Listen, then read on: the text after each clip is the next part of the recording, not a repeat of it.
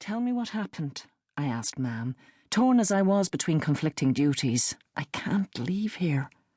"I'll tell you when you get home. Hurry. I'm in an awful state. God only knows what I'll do."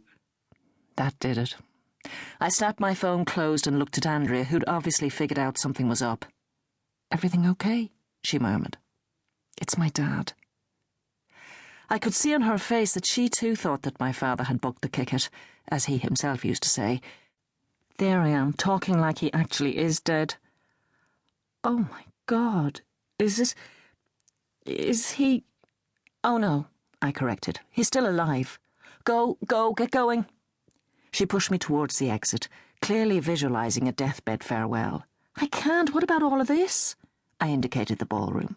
"Me and Moses'll do it, and I'll call the office and get Ruth over to help. Look, you've done so much work on this. What can go wrong?" The correct answer is, of course, just about anything.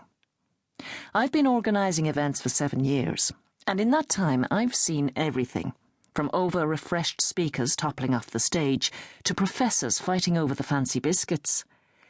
Yes, but I'd threatened Andrea and Moses that even if they were dead they were to show up this morning. And here I was proposing to abandon the scene. For what exactly? What a day. It had barely started and so many things had already gone wrong, beginning with my hair. I hadn't had time to get it cut in ages, and in a mad fit, I'd cut the front of it myself. I'd only meant to trim it, but once I started I couldn't stop and ended up with a ridiculously short fringe. People sometimes said I looked a little like Liza Minnelli in Cabaret, but when I arrived at the hotel this morning, Moses had greeted me with, "Live long and prosper," and given me the Vulcan split-fingered salute. Then, when I told him to ring the screen guy again, he said solemnly, "That would be illogical, Captain." No longer Liza Minnelli in Cabaret, but Spock from Star Trek, it seemed. Quick note. Moses is not a beardy biblical pensioner in a dusty dress and child molester sandals, but a hip, sharp-suited blade of Nigerian origin. "Go!" Andrea gave me another little push doorwards. "Take care and let us know if we can do anything." Those are the kinds of words that people use when someone has died. And so I found myself out in the car park. The bone-cold January fog wound itself around me, serving as a reminder that I'd left my coat behind in the hotel. I didn't bother to go back for it. Didn't seem important. When I got into my car, a man whistled. At the car, not me. It's a Toyota MR2, a sporty little, very little, lucky I'm only 5'2", number. Not my choice. F&F Deignan had insisted. It would look good, they said, a woman in my position. Oh, yes, and their son was selling it cheap-ish. Men have a very conflicted response to it. In the daytime, they're all whistles and winks, but at night-time, when they're coming home pissed from the pub, it's a different story.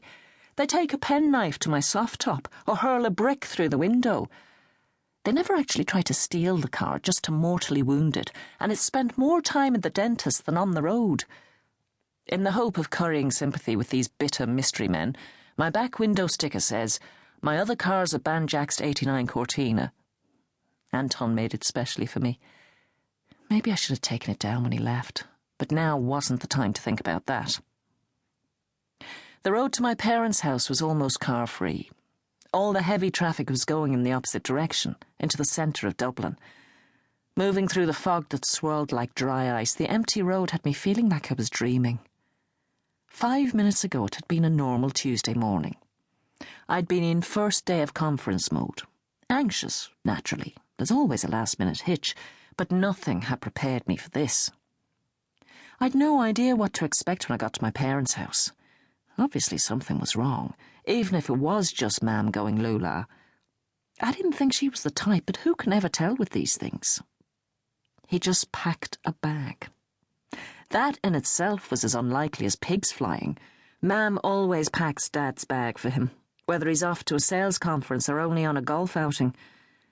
There and then I knew Mam was wrong, which meant that either she had gone lula or Dad really was dead. A surge of panic had me pressing my foot even harder on the accelerator. I parked, very badly, outside the house. Modest 60s semi-D.